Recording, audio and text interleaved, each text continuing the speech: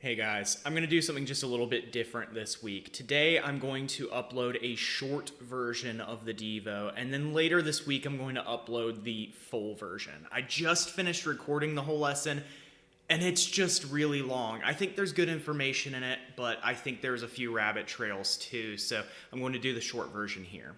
What we were talking about was the Nephilim in Genesis chapter 6. Let me read you that passage really quickly, and then we'll talk about the parts that really matter.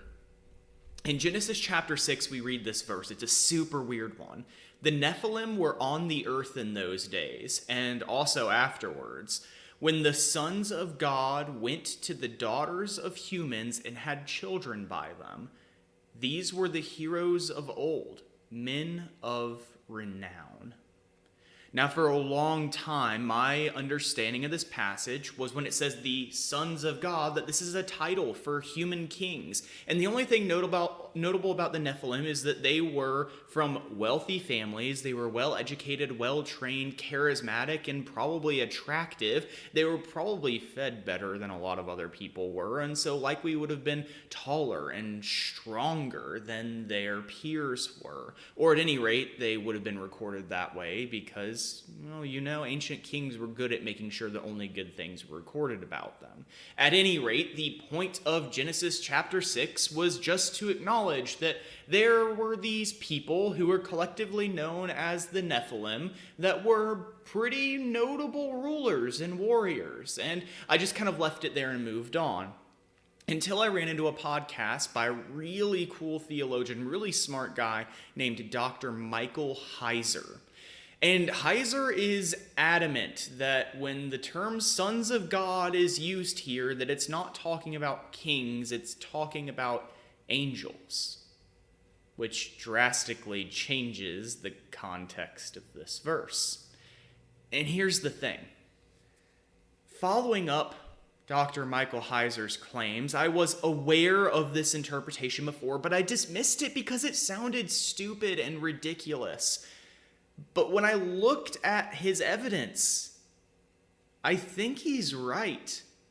The term sons of God is used most often in the Old Testament to talk about angels. And while angels and kings are sometimes kind of conflated and associated with one another, and the Old Testament uses the same words to talk about both, I'm pretty sure that sons of God here is meant to refer to angels. And even if I wasn't certain from the Old Testament alone, which frankly I'm not, Jude and Peter both, 2 Peter chapter 2 specifically, both refer to an extra biblical book called 1st Enoch and seem to imply that 1st Enoch's understanding of Genesis 6 is correct.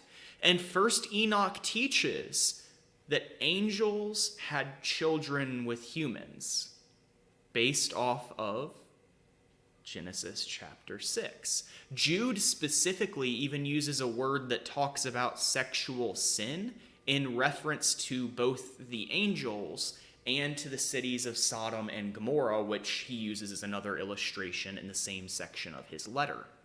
In other words, there is no less than two other biblical authors that seem to confirm that Genesis chapter 6 is talking about angels having children with humans. Not just regular angels, mind you, but fallen angels, rebellious angels. Both Jude and Peter make it clear that these angels are not to be emulated, that they are being punished for doing wrong in God's eyes. In other words, Genesis chapter 6 mentions the Nephilim as children of demons. And that's some horror movie stuff. That seems like something that Hollywood would come up with and not something that belongs in the Bible, and I get that. It's weird, and that's why I didn't want to believe that interpretation, but the biblical evidence, I think, is pretty clear. And the idea that the sons of God refer to any sort of human didn't actually show up until the late 1st century or even the 2nd century. And it certainly wasn't popular until a handful of influential Christian writers started popularizing it, specifically St. Augustine and St. Clement of Rome. Now, both of those guys write amazing, insightful things about Scripture, but they don't have a whole lot of support for the things that they're claiming. Specifically, they believe that the sons of God refer to the descendants of Seth, and they really don't have any evidence to support that idea, besides their belief that angels could not possibly have children with humans, which is a belief they hold that doesn't really have any bearing on Scripture. Scripture doesn't say if angels can or cannot have children. Jesus at one point says that loyal angels do not marry and are not given in marriage, but that's all that he says, and he says nothing about demons, which is what these angels in Genesis 6 would have been.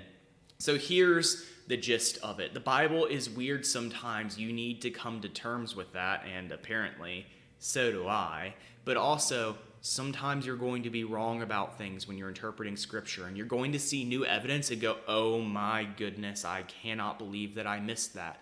And that is okay. It's the purpose of church, it's the purpose of pastors and teachers, so that we can continue to pursue God together. We can confront things that we thought were settled and possibly change our views when we need to be more honest to Scripture and therefore to honor God more closely. Now, why does Genesis 6 tell us about the Nephilim? Here's the gist of it. That last phrase, these were the heroes of old, men of renown, is probably a reference to the founding myths of other nations. Many nations would claim that their founders were the children of a god.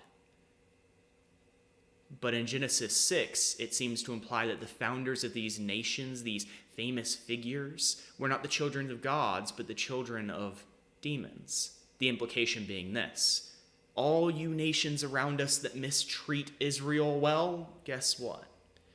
You were not founded by gods, you were founded by demons. And it's not surprising, since you were founded by demons and the children of demons, that you act like demons and the children of demons. You abuse people and you mistreat the poor and you abuse the people of God. You are warlike and you're evil and you practice pagan things that are not suitable for humans.